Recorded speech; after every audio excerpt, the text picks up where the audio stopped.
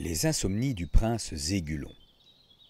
Le prince Zégulon, fils du roi Zagazig, était très fatigué, mais n'arrivait jamais à s'endormir. Le matin, lorsque son père l'emmenait à la chasse, Zégulon bâillait si fort qu'il manquait le gibier à chaque coup.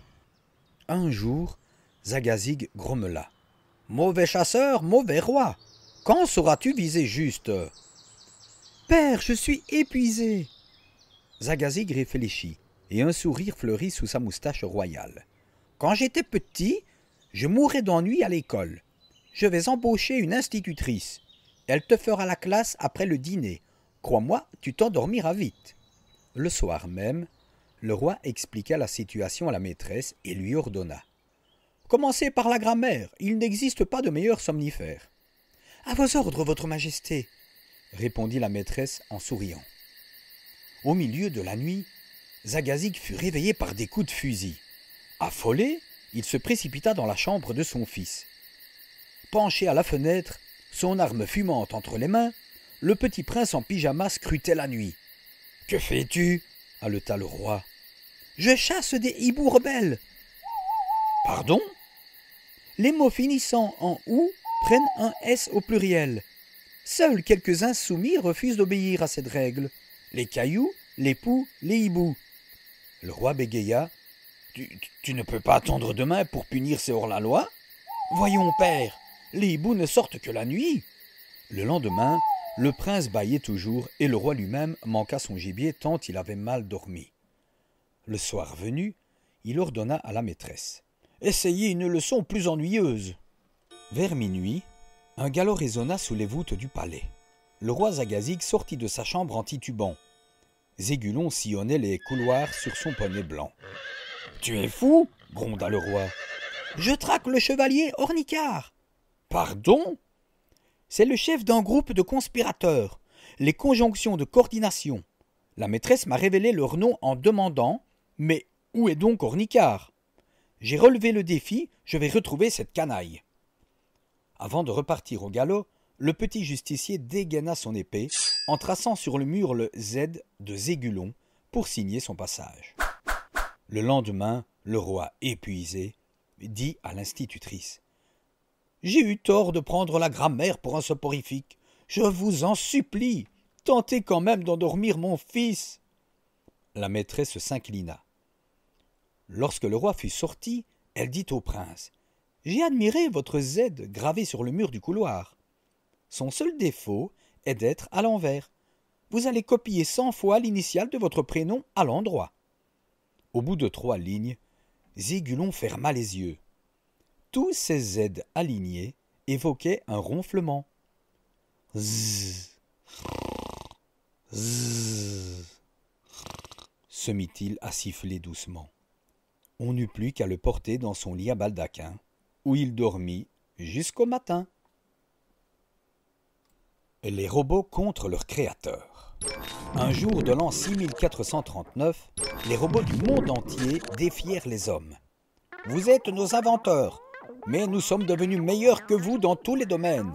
Organisons un concours et que les vainqueurs dominent la Terre. » La compétition commença aussitôt par une épreuve sportive. Descendre la cascade géante du Niagara en Amérique. Arnold Muscli, le plus fort des hommes, dut s'accrocher à une corde pour descendre les falaises qui bordaient la cascade et perdit un temps précieux. Warrior, le champion des robots, se laissa tomber du haut des chutes sans même érafler son plastique super résistant. Les robots avaient gagné la première manche. Les adversaires se décidèrent ensuite pour un concours de peinture. Les robots choisirent comme représentant une machine japonaise qui pouvait peindre 1000 voitures en 6 minutes.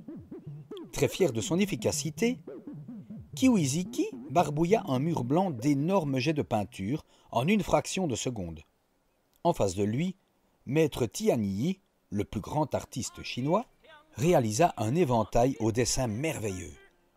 Les robots durent s'incliner. Le chef-d'œuvre se trouvait dans le camp des hommes. Pour la dernière épreuve, les robots et les hommes se réunirent dans le Sahara et tirèrent au sort une question mathématique. Combien y a-t-il de grains de sable dans le désert? Le robot calculator se mit aussitôt au travail. Il pesa une poignée de sable, la compara à l'étendue du désert, fit des opérations compliquées et livra son résultat. Face à lui, un vieux sage africain affirma d'un air pensif: « Les grains de sable du désert sont aussi nombreux que les étoiles du ciel. » Les robots entourèrent le sage d'un air menaçant. « Ce n'est pas une réponse. Personne n'a jamais compté les étoiles. » Le sage hocha la tête en souriant. « Je suis sûr de ce que je dis. Si vous voulez gagner le concours, prouvez-moi que j'ai fait une erreur. » Aussitôt, sans réfléchir, les robots décollèrent comme des fusées pour aller compter les étoiles. Mais l'espace est infini. Ils ne revinrent jamais de leur exploration. Grâce à l'astuce d'un vieux sage africain, les hommes restèrent pour toujours les maîtres de la planète. Le maillot d'Amandine. Amandine était une splendide femelle hippopotame. Elle était potelée de partout et sa peau rosée rendait jalouse toutes ses amies. Un jour, Amandine trouva dans la savane un magazine oublié par une touriste. Elle s'y plongea avec délectation. « Se faire belle pour l'été », disait la couverture. « Joli maillot pour profiter du soleil. » Des heures durant, Amandine feuilleta la revue et regarda attentivement chaque photo. Amandine avait repéré dans ces pages un ravissant maillot rose qu'elle rêvait de porter pour épater ses amies. Elle le commanda aussitôt au marchand. Lorsque le maillot de bain arriva enfin, Amandine fut incapable d'y faire entrer son imposant postérieur. Elle décida donc de maigrir sur le champ. Fini les longues siestes dans l'eau. Amandine fit du sport. Terminé les repas pantagruéliques. Amandine ne mangea plus qu'un petit bol d'herbe fraîche et but de l'eau à longueur de journée. Bientôt, ses amis commencèrent à rouspéter. « Elle fait sa coquette !» râlait l'une d'elles. « Elle ne nous regarde même plus !» se plaignait une autre. « Quelle prétentieuse !» se moquait une troisième. Mais Amandine ne les entendait pas. Perdue dans ses rêves de maillot rose, elle continuait son régime. Et un jour, ses jolies rondeurs disparurent.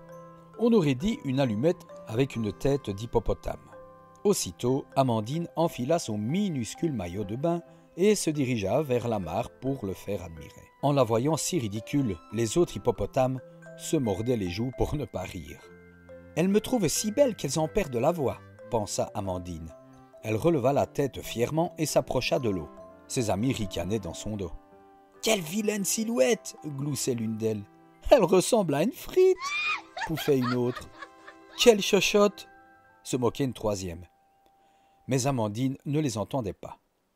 D'un geste qu'elle voulait gracieux, elle plongea dans la mare et but la tasse. Pauvre Amandine! Elle n'avait pas pensé à cela. En maigrissant, elle avait perdu les rondeurs et les bourrelets qui lui servaient de bouée. Lorsqu'elle réussit enfin à sortir de l'eau, elle était toute décoiffée et son maillot était couvert de boue. Cette fois-ci, ses amis ne purent se retenir plus longtemps et éclatèrent de rire. Amandine se vexa pour commencer, mais lorsqu'elle vit son reflet dans la mare, elle rit aux éclats. Elle avait l'air bien ridicule, en effet. L'incident fut vite oublié. Amandine retrouva son appétit et ses kilos.